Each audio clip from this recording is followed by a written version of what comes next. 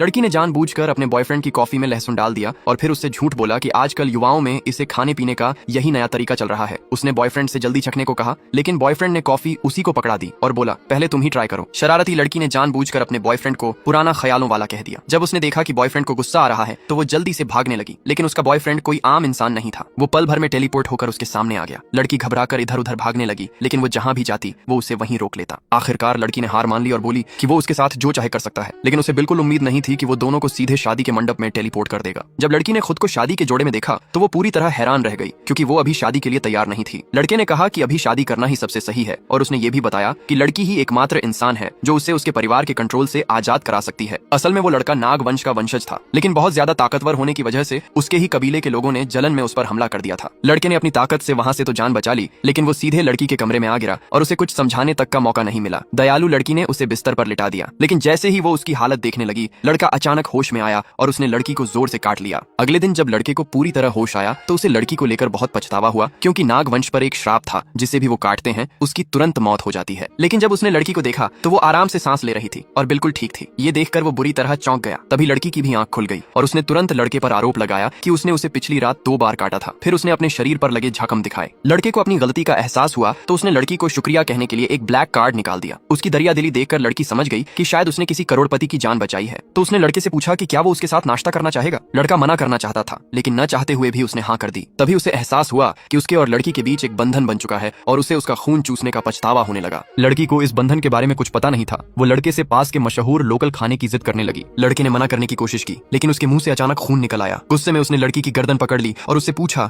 कि उसने पिछली रात उसे रोका क्यों नहीं। लड़की ने पूरी ताकत से छटपटाते हुए कहा कि वो उसे रोक ही नहीं सकती थी। ये सुनकर लड़के ने आखिरकार उसे छोड़ दिया। उस वक्त लड़की बहुत गुस्से में थी। उसने लड़के से कहा कि वो अभी के अभी यहाँ से चला जाए, लेकिन अगले ही पल लड़के का शरीर जमीन पर गिर पड़ा और वो बार बार लुढ़कने लगा।